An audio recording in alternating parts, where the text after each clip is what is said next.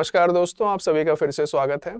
NCERT MCQ बहुविकल्पीय प्रश्न NCERT किताबों के ऊपर भूगोल शास्त्र ज्योग्राफी। तो फ्रेंड्स, हम लोगों ने अभी तक क्लास 7 के चैप्टर 1 को कवर किया था। इस क्लास में फ्रेंड्स हम लोग class 7 chapter inside our earth इसको कवर करने की कोशिश करेंगे हमारे पृथ्वी के अंदर। ठीक है, तो फ्रेंड्स ये जो चैप्टर है आपका, ये मोस्टली फिजिकल ज्योग्राफी से रिलेटेड है। तो इस पे बेस्ड क्वेश्चंस जो होते हैं ना, वो ज्यादातर आपके लॉजिक बेस्ड भी होते हैं क्वेश्चंस। कई बार आपको लॉजिकली डराइव करना पड़ता है इसके आंसर को। फैक्ट बेस्ड तो होते ही हैं, बट लॉजिक बेस्ड भी क्वेश्चन इसके अंदर आते हैं। और ये पार्ट जो है फिजिकल ज्योग्राफी, ये ज्यादा इंटरेस्टिंग लगता है as compare to normal geography जो आप पढ़ते हैं नेशन के बारे में या सब कॉन्टिनेंट्स के बारे में। आइए फ्रेंड्स आगे चलते हैं, शुरुआत करते हैं हम लोग। ये रहा आपका पहला सवाल, स्ट्रेट अवे एनसीईआरटी की बुक से है और फैक्ट बेस्ड क्वेश्चन है। सवाल यह है कि विश्व की सबसे गहरी खदान कहाँ स्थित है? रूस, ऑस्ट्रेलिया, वेनेजुएला, दक्षिण अफ्रीका। एनसीईआरटी ने बोला 4 किलोमीटर गहरी खदान है दक्षिण अफ्रीका में। तेल ढूंढने के लिए इंजीनियरों ने 6 किलोमीटर तक सुरंग खोद दी थी। आज के डेट में सबसे गहरी खदान दक्षिण अफ्रीका में है। तो बस बात खत्म। अच्छा, यहाँ पे फ्रेंड्स एक चीज आपको बताना चाहता हूं मैं। आंसर तो इसका ठीक है, साउथ अफ्रीका होगा, बट यहाँ पे इस तरह के जो ऑब्जेक्टिव इंफॉर्मेशन है इनमें एनसीईआरटी के ऊपर ब्लाइंड रिलायंस नहीं करना है। फॉर एग्जाम्पल मान लीजिए कि आज के डेट में ये आंसर सही है, ठीक है, और ये जो है सो आपका एनसीईआरटी बुक से मैंने स्क्रीनशॉट भी लगा दिया है। हो सकता है कि कल की डेट को पता चले कि रशिया ने वर्ल्ड की सबसे गहरी माइन बना दी। अब उस केस में एनसीईआरटी बुक अगर अपडेट नहीं हुआ है तो इसका मतलब ये नहीं है कि आप एनसीईआरटी के आंसर को ही टिक करके आएंगे एग्जाम में भी।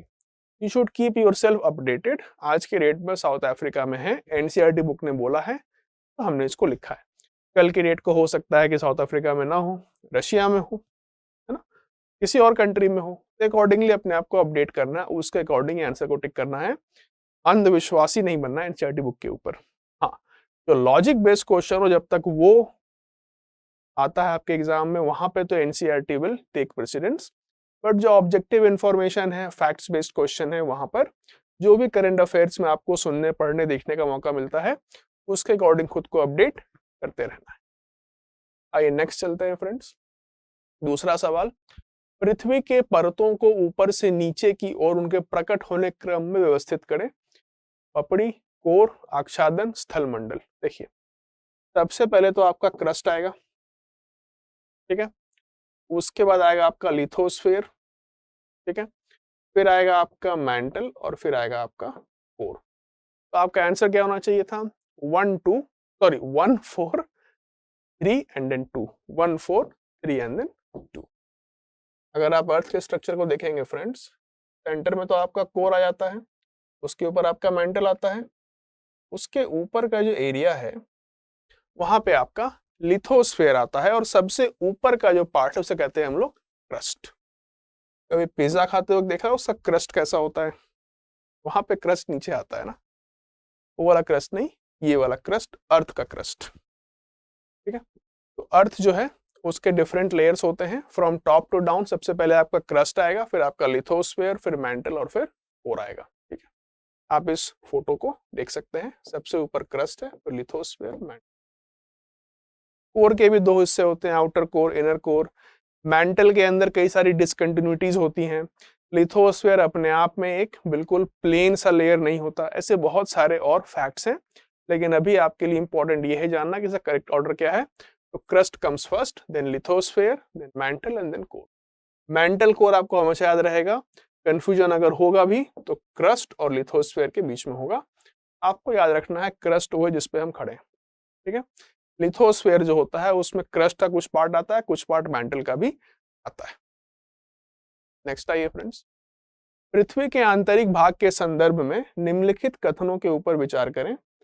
पपड़ी सभी परतों में सबसे पतली है और यह पृथ्वी का केवल 1% आयतन यानी वॉल्यूम बनाती है।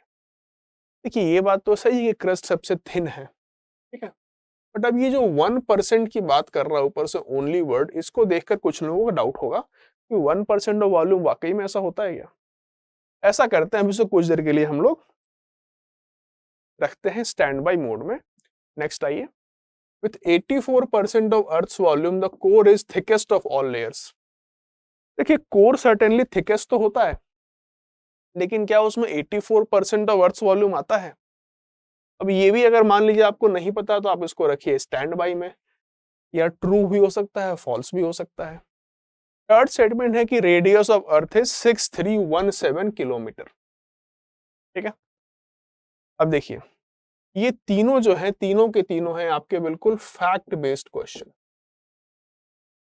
अगर आपको इन तीनों में से कोई सी भी एक स्टेटमेंट का ट्रू फॉल्स श्योरली नहीं पता है तो फिर आप फंस गए। अब जैसे मुझे ये पता है कि अर्थ की जो त्रिज्या है, रेडियस है, वो 6317 ना हो करके 6371 किलोमीटर होती है। ये मुझे इसलिए पता है क्योंकि जब हम लोग क्लास 9th में जब फिजिक्स में सॉल्व करते थे ग्रेविटेशन के प्रॉब्लम, अर्थ का रेडियस रखते थे 6400 किलोमीटर। तो मुझे ये याद है कि अर्थ का रेडियस अप्रोक्सीमेटली 6380 के आसपास तो होता है। तो ये वैल्यू मुझे पता है कि ये स्टेटमेंट तो सर्टेनली गलत है। अब देखिए कैसे कहां से कहां चीजों को कनेक्ट भी कर सकते हैं अगर आपको सही ऑप्शन अराइव करना हो तो। कि फिजिक्स जो आपने पढ़ा क्लास 9th में, ग्रेविटी के क्वेश्चन सॉल्व किए, वहां से आप अप्रोक्सीमेट कर सकते हैं। ठीक है, तो थर्ड स्टेटमेंट तो आपका रॉन्ग है।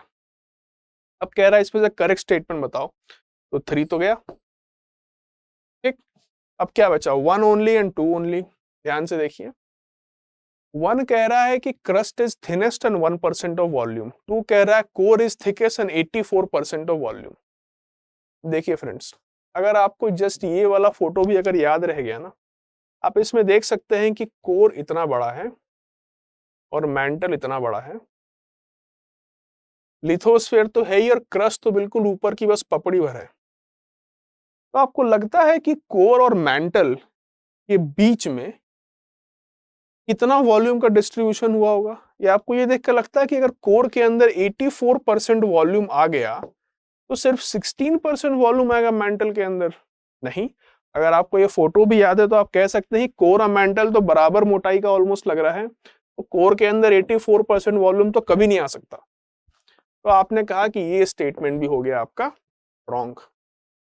तो 2 भी रॉन्ग, तो बचा क्या, 1 ओनली। और ये स्टेटमेंट देख के ठीक भी लगता है, थिकनेस तो है ही क्रस्ट, लेकिन सिर्फ 1% वॉल्यूम भी हो सकता है क्योंकि क्रस्ट बहुत ही पतला लेयर है। अब ये आपको आगे दिखाऊंगा मैं क्रस्ट कितना पतला होता है। Oceanic crust, continental crust hardly 5 kilometre से 35 किलोमीटर की थिकनेस के होते हैं बस, जबकि मैंटल 3500 किलोमीटर का रेडियस है उसका, सॉरी कोर का 3500 है और मैंटल की थिकनेस 2900 किलोमीटर तक है। तो आपका आंसर हो जाएगा ऑप्शन नंबर ए ओनली। अब देखिए फ्रेंड्स, इस क्वेश्चन में आपका अप्रोच में आपको फिर से क्लियर कर दूं, अगर फैक्ट बेस्ड तीनों स्टेटमेंट है तो आपको एटलीस्ट एक चीज तो पता होनी चाहिए उसमें।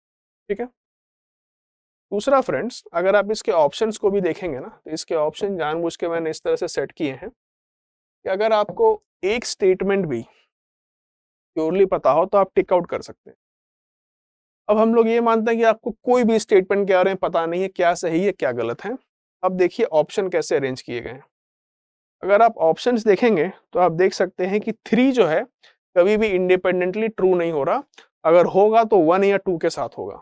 नॉर्मली इस तरह के दोनों ऑप्शन गलत होते हैं, नॉर्मली। अब इसके ऊपर आप ये मत कहना कि सर आपने ही बोला था इस तरह के ऑप्शन होंगे तो दोनों को टिक आउट कर देना। नॉर्मली इस तरह के ऑप्शंस में दोनों ऑप्शन गलत होते हैं, इधर ए या डी ऑप्शन ही। ठीक है, एनीवेज फ्रेंड्स आगे चलते हैं। ये आप देख लीजिए, क्रस्ट जो है वो आपका simply 1% of volume of earth बनाता है, 84% consist of mantle and 15% makes the core. ठीक है, radius of earth is 6371 kilometre. ठीक, अगर आप डिक्रीजिंग ऑर्डर ऑफ वॉल्यूम में जाएंगे तो मैंटल में 84%, कोर में 15% और क्रस्ट में ओनली 1% होता है। ठीक, क्लियर है? आपके सामने कुछ फैक्ट्स हैं, आप देख लें, इसको आप चाहें तो याद भी रख सकते हैं। ये जो ऑर्डर है ये आपको याद होना चाहिए, ये ऑर्डर आपको याद होना चाहिए। नेक्स्ट क्वेश्चन के ऊपर चलते हैं। निम्नलिखित युग्मों के ऊपर विचार करें। महाद्वीपीय क्रस्ट 35 किलोमीटर, मैंटल 3500 किलोमीटर, नहीं, कोर होता है आपका 3500 किलोमीटर, तो 4 भी गलत और 2 भी गलत, क्योंकि मैंटल होता है आपका 2900 किलोमीटर का। ओशियनिक क्रस्ट 5 किलोमीटर, ये बात बिल्कुल सही है। कॉन्टिनेंटल क्रस्ट 35 किलोमीटर, ये बात बिल्कुल सही है, बिल्कुल फैक्ट बेस्ड है। तो नॉट मैच करेक्टली बोल रहा है आपका, तो 2 एंड 4 का ऑप्शन होना चाहिए। Option number C should be your right answer. देखिए फ्रेंड्स, क्रस्ट जो होता है अर्थ के सबसे ऊपर की पपड़ी को बोलते हैं। वो दो तरह के होते हैं, एक होता है आपका ओशियनिक क्रस्ट, एक होता है आपका कॉन्टिनेंटल क्रस्ट। ठीक है, जो क्रस्ट है उसके दो पार्ट होते हैं, एक हो गया कॉन्टिनेंटल क्रस्ट, एक हो गया आपका ओशियनिक क्रस्ट। आप इसी को इस तरह समझिए, कॉन्टिनेंटल क्रस्ट जो है तो वो पार्ट जहाँ हिमालय है, तो हिमालय भी धरती के सतह पे सिर्फ एक पपड़ी है, बस ये कि थोड़ी सी मोटी पपड़ी, क्योंकि उसकी हाइट बहुत ज्यादा है। तो जो कॉन्टिनेंटल क्रस्ट होता है ना, उसकी हाइट ज्यादा होती है। और कुदरत का करिश्मा देखिए कि हाइट अगर ऊपर ज्यादा है, थोड़ी सी हाइट नीचे भी ज्यादा होती है। जैसे फ्रेंड्स, जब हम लोग कभी बिल्डिंग बनाते हैं तो उसकी फाउंडेशन देते हैं ना धरती में, जितनी हाई बिल्डिंग बनानी है उतना गहरा फाउंडेशन देते हैं। बिल्कुल वैसे ही आप कह सकते हैं कि हिमालय पर्वत बनाने के लिए भी कुदरत ने एक फाउंडेशन दिया है जो कि बहुत गहरा है। इसका कहने का मतलब ये है, कॉन्टिनेंटल क्रस्ट की जो मोटाई है वो ज्यादा होती है, अप्रोक्सीमेटली 35 किलोमीटर एक स्टैंडर्ड वैल्यू हम लोग लेकर चलते हैं। लेकिन जो आपका ओशनिक क्रस्ट हो गया फ्रेंड्स, जो समुद्र तल के नीचे का जो क्रस्ट है, उसकी मोटाई सिर्फ 5 किलोमीटर का एवरेज होता है। और आप कह सकते हैं कि जो ओशनिक क्रस्ट है ना, उसके ऊपर तो समुद्र है, ठीक है, इसकी मोटाई तो कम ही होनी चाहिए, 5 किलोमीटर के आसपास। ये अगेन एक फैक्ट बेस्ड क्वेश्चन है, बहुत इंपॉर्टेंट है, कई जगह इसके ऊपर सवाल आते हैं, प्लीज आप लोग इसको याद रखिएगा। नेक्स्ट आइए, मिनरल्स के बारे में, अगर खनिज घटकों के बारे में हम लोग बात करें तो निम्नलिखित युग्मों के ऊपर विचार करें। Silica and alumina crust is oceanic, ये पूछ रहा है, अभी मैं सही गलत नहीं कह रहा हूं। Silica and magnesium mass is in continental crust, निकल and iron is in core. देखिए, आप लोगों ने कुछ टर्म सुना होगा, सियाल, सीमा, निफे, ये टर्म्स अगर नहीं सुना तो आज जरूर सुन लीजिए। सियाल का मतलब क्या होता है? सी का मतलब सिलिकन, आल का मतलब एल्यूमिनियम। सीमा का मतलब क्या होता है? सी का मतलब सिलिकन, मा का मतलब मैग्नीशियम। निफे का मतलब क्या होता है? नी का मतलब निकल, एफी का मतलब आयरन। ठीक है, ये आप लोग याद रखिएगा, पहले सियाल, फिर सीमा, फिर निफे। बताता हूं क्या होता है। बेसिकली एलिमेंट्स का कॉम्बिनेशन जो अर्थ के अलग अलग लेयर्स में मिलते हैं। आपको याद रखना है कि सियाल सबसे ऊपर होता है, फिर उसके बाद सीमा, और सबसे नीचे होता है निफे। निफे मिलता है आपका कोर में, तो ऑप्शन 3 इज करेक्ट। ठीक है, सियाल और सीमा में आप एक बात बताइए, सियाल और सीमा में एल्यूमिना है और मैग्नीशियम, बाकी तो सिलिका कॉमन है। सियाल और सीमा में हल्का कौन होता है? सियाल और सीमा में ज्यादा हल्का होता है सियाल। और ओशनिक और कॉन्टिनेंटल क्रस्ट में ज्यादा हल्का कौन होता है? Is your continental crust. Oceanic ज्यादा भारी होता है।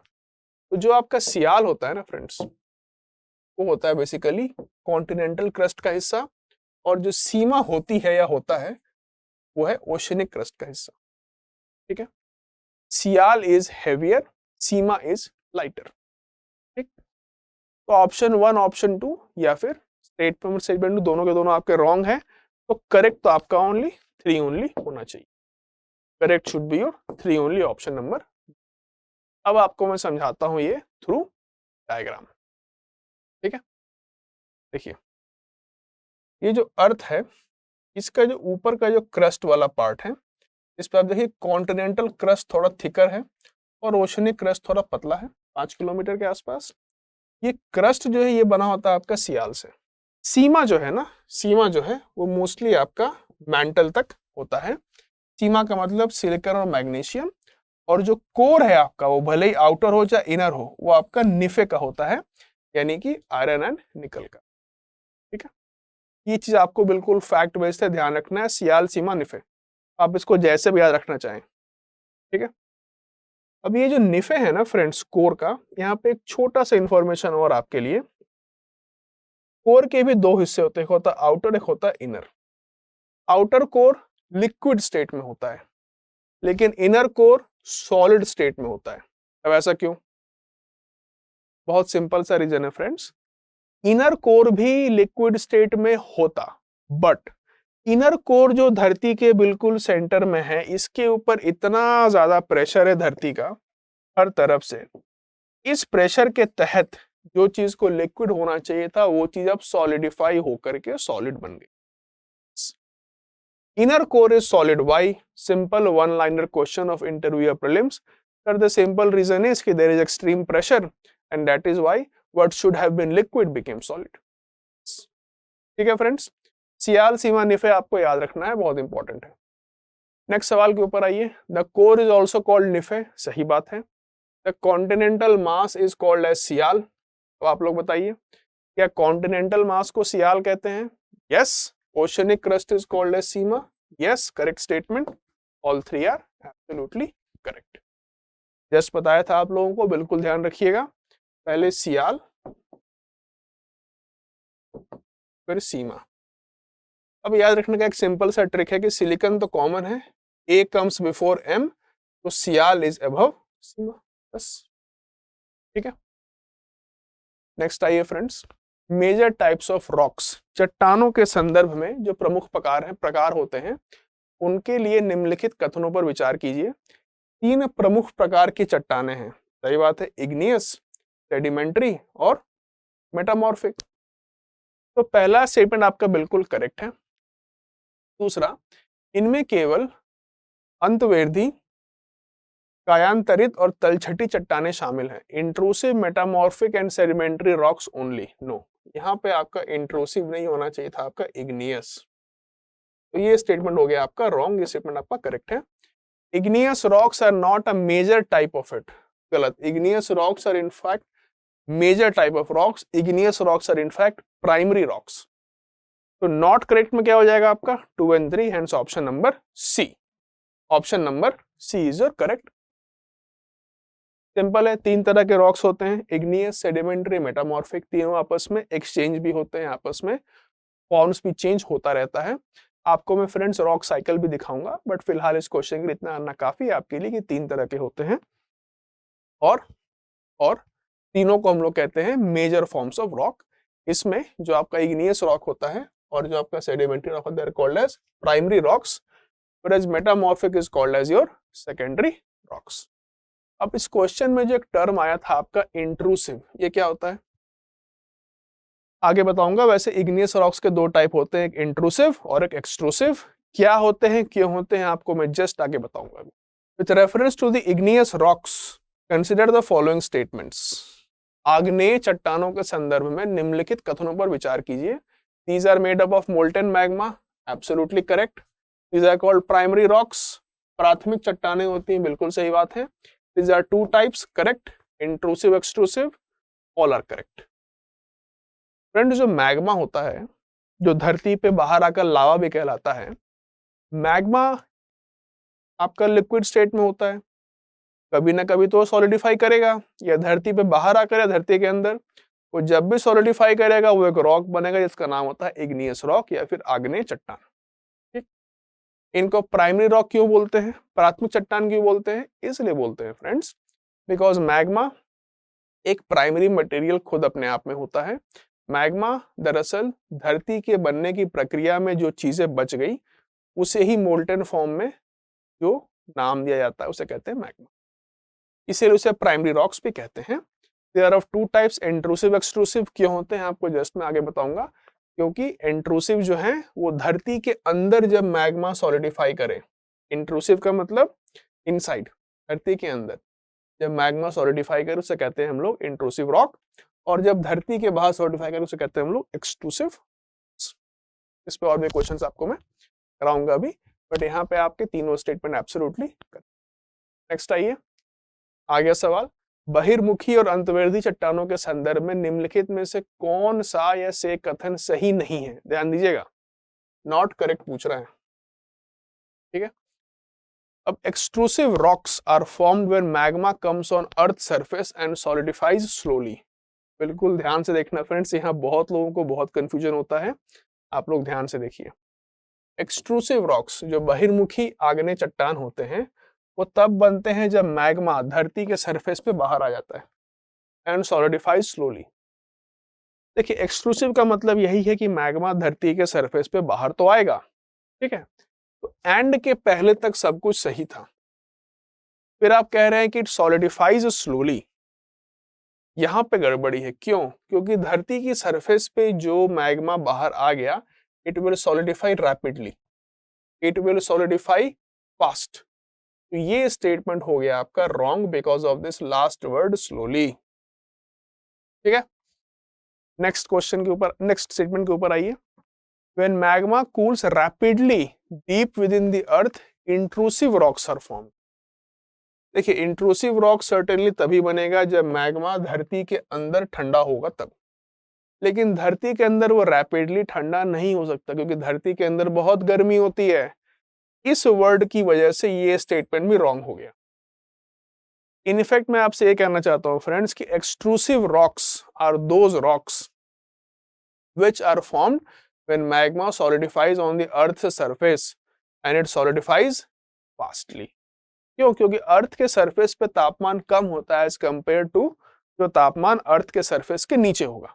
ठीक है, तो ये जो स्लोली और रैपिडली वर्ड है बस इसको एक्सचेंज किया हुआ था, इसकी वजह से आपके ये दोनों स्टेटमेंट रॉन्ग हो जाते हैं।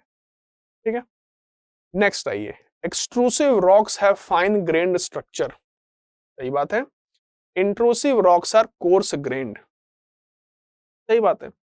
अब सवाल ये कह रहा है कि नॉट करेक्ट, आप बताओ, तो 1 and 2 will be your not correct, hence option number D is your answer। ठीक है, आप लोग इस चीज को फिर से समझने की कोशिश करिए फ्रेंड्स। देखिए extrusive rocks are those rocks which are formed when molten lava comes on the earth surface, it will rapidly cool down। देखिए दो ही तरह के रॉक्स पॉसिबल है इग्नियस रॉक्स में, एक्सट्रूसिव इंट्रूसिव। कैसे बनेंगे? दोनों तभी बनेंगे जब मैग्मा ठंडा होगा।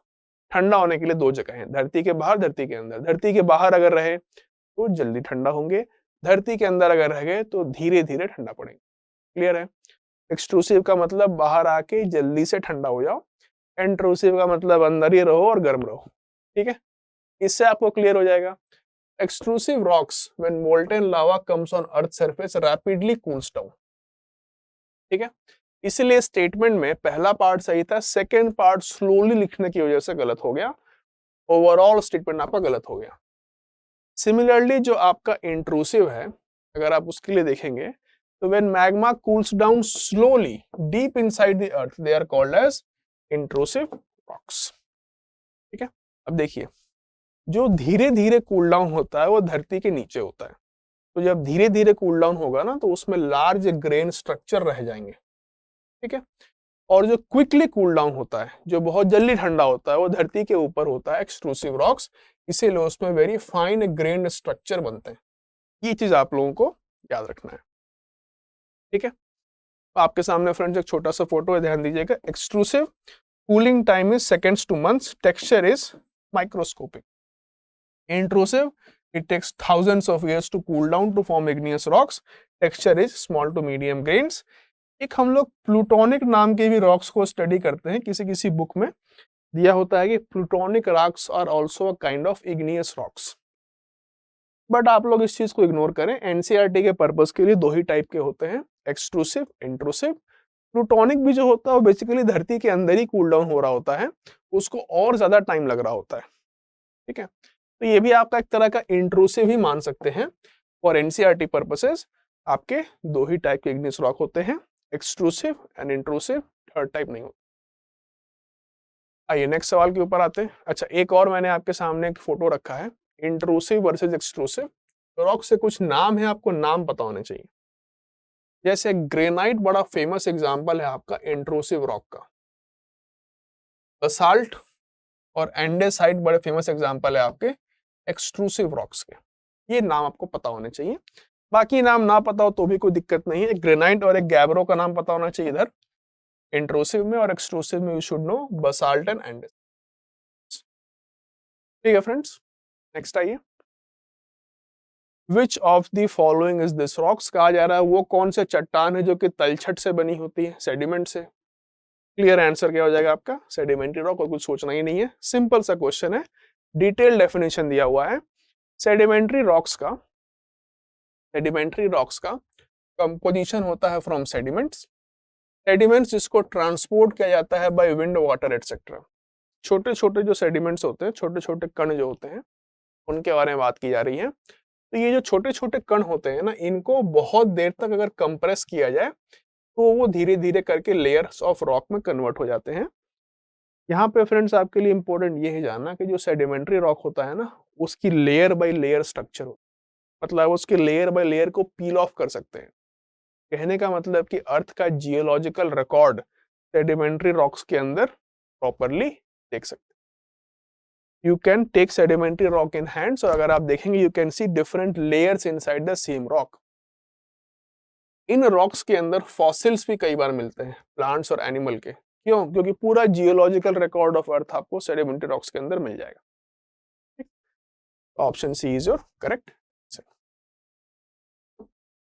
सो how are sedimentary rocks formed?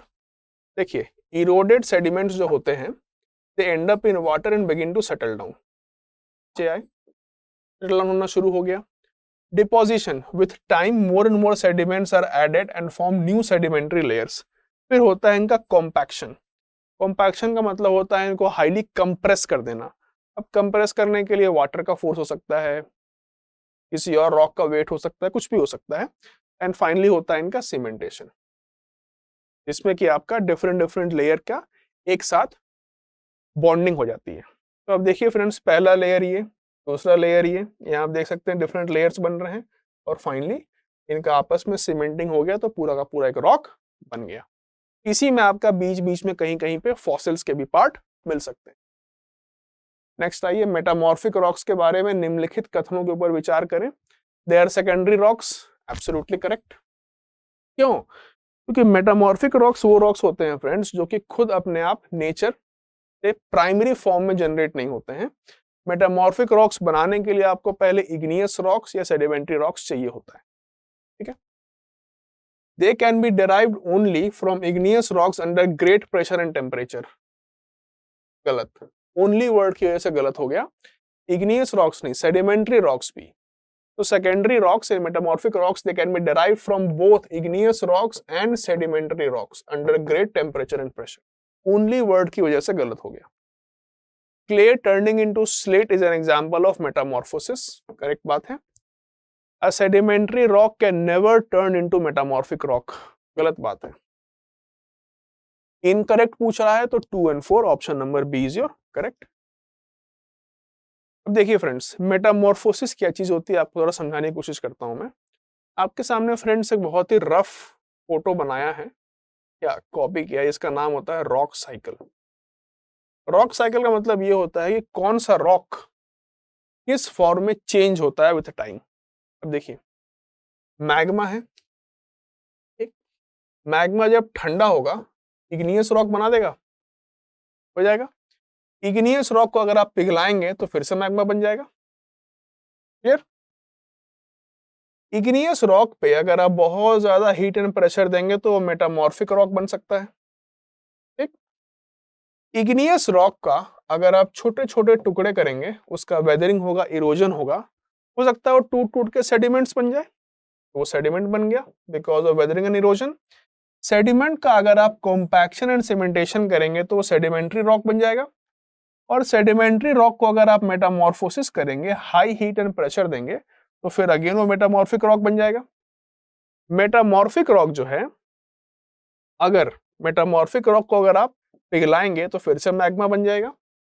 इसके अलावा सेडिमेंट्री रॉक का भी अगर वेदरिंग एंड इरोजन हुआ तो फिर से वो सेडिमेंट बन जाएगा। ठीक है, और मेटामॉर्फिक रॉक का भी अगर वेदरिंग एंड इरोजन हुआ फिर से वो सेडिमेंट।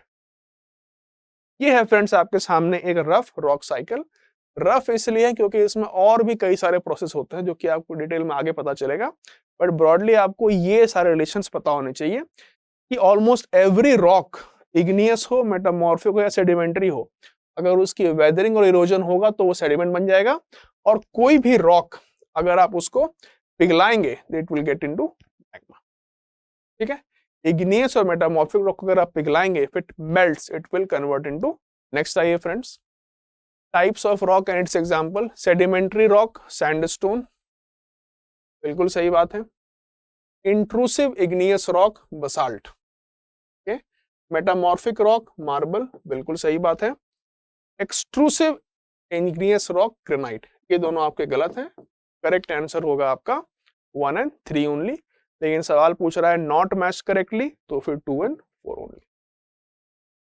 ठीक है फ्रेंड्स, जस्ट एग्जांपल है जो कि आपको पता होना चाहिए, कौन कौन से रॉक्स के कुछ एग्जांपल पता होना चाहिए, जैसे कि इग्नियस में you should know, granite, pumice भी अच्छा एग्जांपल है, बसाल्ट मैंने आपको बताया, बसाल्ट और एंडेसाइट मैंने आपको दिखाया था, ग्रेनाइट और गैब्रो आपको दिखाया था इग्नियस रॉक्स के केस में। सिमिलरली जो आपके सेडिमेंट्री रॉक्स होते हैं उनके कुछ एग्जांपल आप देख सकते हैं, sandstone, limestone, shale and gypsum are good examples. Metamorphic rock में marble, slate, quartzite, gneiss, these are good examples of metamorphic. ठीक है फ्रेंड्स, कुछ नाम आपको पता होने चाहिए। नेक्स्ट आइए, monuments and the rock used in them. Kangra fort में ब्लैक सैंडस्टोन का यूज हुआ है, बिल्कुल सही बात है। ताजमहल में व्हाइट मार्बल, बिल्कुल सही बात है। रेड फोर्ट में रेड सैंडस्टोन, बिल्कुल सही बात है। दिलवाड़ा टेम्पल में व्हाइट मार्बल, बिल्कुल सही बात है। Sandstones and marbles, different kind of rocks. आप लोगों ने जस्ट अभी देखा था friends, sandstone is sedimentary, marble is metamorphic kind of, sorry, तो इसमें क्या पूछ रहा है, करेक्टली मैच्ड, तो ऑल आर करेक्टली। ये फोटो है फ्रेंड्स कांगड़ा फोर्ट की, आप इसमें देख सकते हैं कि ब्लैक सैंडस्टोन का इस्तेमाल हुआ है। ये फोटो है आपका दिलवाड़ा टेम्पल की, आप इसमें देख सकते हैं कि व्हाइट मार्बल का इस्तेमाल हुआ है। ताजमहल आप लोगों को पता ही है व्हाइट मार्बल का बना है। रेड फोर्ट दिल्ली का आपको पता ही है कि रेड सैंडस्टोन से। आइए नेक्स्ट आगे चलते हैं हम लोग। निम्नलिखित कथनों के ऊपर विचार करें। Fossils are naturally occurring substances having certain physical properties and definite chemical composition. Definite chemical composition नहीं होता, ये स्टेटमेंट गलत है। क्यों? आप लोगों ने फ्रेंड्स कभी कार्बन डेटिंग का नाम सुना है? उसमें क्या करते हैं हम लोग, कार्बन के दो आइसोटोप होते हैं, C12 और C14। C14 is radio active, C14 decays with time, तो हम लोग उसका यूज करके किसी भी लिविंग ऑर्गेनिज्म का डेट पता कर सकते हैं कि किस काल में या कितने साल पहले जिंदा थी। तो डेफिनेट केमिकल कॉम्पोजिशन नहीं होता, बिकॉज जैसे कार्बन 14 है ना, वो तो डीके करता है विथ टाइम। ठीक है, तो first statement is wrong. Second आइए, minerals are the remains of the dead plants and animals trapped in the layers of rock. गलत बात, ये डेफिनेशन है आपका फॉसिल का। एक्चुअली हम लोगों ने मिनरल्स और फॉसिल्स वर्ड को यहाँ पे आपस में इंटरचेंज कर दिया और कुछ भी नहीं किया। बट एनीवेज दोनों स्टेटमेंट आपके बिल्कुल रॉन्ग है। Both fossils and minerals can be found in rocks, सही बात है। Third statement is correct. बोल करेक्ट बताओ, तो 3 ओनली इज करेक्ट। ठीक है फ्रेंड्स, हम लोगों ने फॉसिल्स और मिनरल्स वर्ड को इंटरचेंज कर दिया दूसरे के डेफिनेशन में। इसके अलावा फ्रेंड्स आपके लिए एक एड ऑन यहाँ पे ये है, that you should know the difference between rocks and minerals, ये आपको पता होना चाहिए। देखिए, रॉक्स जो है ना, उसमें combination of more than one minerals possible है, लेकिन जो मिनरल होता है they are basically inorganic substances which occur naturally. Minerals के पास हमेशा एक डेफिनेट केमिकल कॉम्पोजिशन होगा, ठीक है, लेकिन रॉक्स के पास डेफिनेट केमिकल कॉम्पोजिशन नहीं होता। ठीक है, मिनरल्स जो है ना, मिनरल्स जो है उनकी माइनिंग की जा सकती है, और ऐसे मिनरल जिसके की आप माइनिंग कर सकते हैं उसे हम लोग कहते हैं ओर्स। ये डिफरेंस होता है मिनरल्स एंड ओर्स में, कि not all minerals are ores but all ores are certainly minerals. ठीक है, ओके फ्रेंड्स, आगे चलते हैं। Gold, petroleum and coal are examples of rocks, mineral, fossil, exclusive rocks, minerals. क्यों? Why are they minerals? Because इनका एक definite chemical composition होगा, इनको आप इकोनॉमिकली भी यूज कर सकते हैं, तो दे आर मिनरल्स। रॉक वैसे भी नहीं होगा, रॉक इनमें से कुछ भी नहीं होगा। फॉसिल, कोल को आप कह सकते हैं फॉसिल, पेट्रोल को आप बोल सकते हैं fossil, but gold is not fossil. Exclusive rocks तो हो ही नहीं सकता, क्यों? तो exclusive rocks is just an igneous rock. ठीक है, answer will be option number B. Next आइए, with reference to rock cycle consider the following pairs. Magma, it can be transformed into igneous rock, ये बात है। Igneous rocks can be transform to sedimentary rocks, सही बात है। अगर igneous rocks को अगर आपने वेदरिंग और इरोजन कर दिया और फिर उस सेडिमेंट का कॉम्पैक्शन सीमेंटेशन हो गया, it will become sedimentary rock. Sedimentary rocks can be transform to metamorphic rocks, सही बात है। मेटामॉर्फोसिस प्रोसेस होता है, एक्सट्रीम हीट एंड प्रेशर होता है, it can be done and metamorphic rocks can become magma. Yes, अगर आप मेटामॉर्फिक रॉक्स को हीट करें, मेल्ट करें तो आपको मैग्मा मिल जाएगा। करेक्टली मैच क्या हो गया आपका? All are absolutely correct. ठीक है फ्रेंड्स, अगर आपको डाउट आ रहा है इस क्वेश्चन में, you can just go back to the rock cycle, तो वहां जाकर के आप देख सकते हैं। ठीक है, next I, with reference to rock cycle consider the following statements. शैल चक्र के संदर्भ में निम्नलिखित कथनों पर विचार कीजिए। All the three major types of rocks can be converted to magma but not vice versa. All the three major types यानी कि igneous, sedimentary and metamorphic, it can be converted into magma but not vice versa. देखिए, magma जो है वो आपको प्राप्त हो सकता है अगर आप इग्नियस रॉक्स को हीट करें, मिल जाएगा। अगर आप सेडिमेंट्री रॉक को मेल्ट करें, मिल जाएगा। अगर आपको मेटामॉर्फिक रॉक को मेल्ट करें, अगेन आपको मैग्मा मिल जाएगा। आप कुछ भी मेल्ट करेंगे आपको मैग्मा मिल जाएगा, क्योंकि magma simply means molten rock और कुछ भी नहीं। तो इन तीनों को आप कन्वर्ट कर सकते हैं मैग्मा में, लेकिन क्या आप मैग्मा से सेडिमेंट्री रॉक बना सकते हैं? नो, डायरेक्ट नहीं बना सकते। मैग्मा से पहले आप इग्नियस रॉक बनाएंगे, उसका वेदरिंग इरोजन होगा, कई हजारों साल लगेंगे, फिर कॉम्पैक्शन सीमेंटेशन होगा, कई लाखों साल लगेंगे, तब जाकर वो सेडिमेंट्री रॉक बनता है।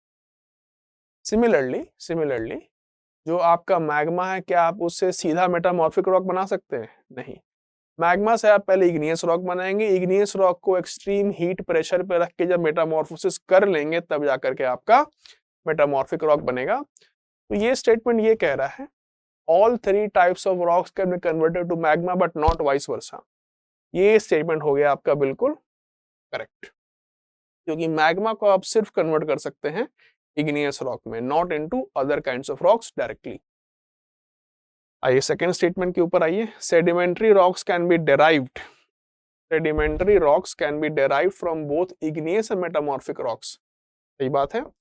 इग्नियस रॉक हो, मेटामॉर्फिक रॉक हो या खुद सेडिमेंट्री रॉक हो, उसका जब वेदरिंग इरोजन होगा तो सेडिमेंट्स मिलेंगे, वो सेडिमेंट आपके कॉम्पैक्शन सीमेंटेशन होकर के बन जाएंगे सेडिमेंट्री रॉक। ठीक है, only igneous rocks can be converted into metamorphic rocks and not the sedimentary rocks. गलत बात। सेडिमेंट्री रॉक्स को भी आप मेटामॉर्फिक रॉक्स में कन्वर्ट कर सकते हैं। कैसे? उसको हीट और प्रेशर दीजिए, खुद ही कन्वर्ट हो जाएगा। Which of the statement is not correct? The only option number A will be your correct. Again friends, आपको कोई भी डाउट हो रहा हो, simply refer to the rock cycle जो मैंने आपको भी बताया था। ठीक है, आप किसी भी रॉक को मेल्ट करेंगे मैग्मा मिल जाएगा, लेकिन मैग्मा से आपको पहले इग्नियस रॉक बनाना पड़ेगा, उसके बाद ही कोई और रॉक बन सकता है। ठीक है फ्रेंड्स, तो ये था आपका क्लास 7 चैप्टर नंबर 2। इसमें हम लोगों ने मोस्टली देखा रॉक्स के बारे में। अब फ्रेंड्स, आप लोगों से अनुरोध ये है कि आप लोग फिर से चैप्टर को पढ़ें, क्वेश्चंस को करने की कोशिश करें, जहां कहीं प्रॉब्लम आ रहा है कोशिश करें उसको अप्रोच करके देखें कि आप ऑप्शन को एलिमिनेट करके या फिर कुछ फैक्ट्स को याद रखें कि आप क्वेश्चन को सॉल्व कर पा रहे हैं या नहीं कर पा रहे हैं। मेजरली आपको फ्रेंड्स इस क्लास का पता होना चाहिए कि अर्थ का क्रस्ट, लिथोस्फीयर, मैंटल और कोर, सियाल, सीमा, निफे और टाइप्स ऑफ रॉक, ये आपके लिए बहुत जरूरी है। ठीक है फ्रेंड्स, आप लोग प्रैक्टिस करते रहिए। नेक्स्ट क्लास में मिलेंगे तो चैप्टर 3 ऑफ क्लास 7 कवर करेंगे। Till then thank you and all the best.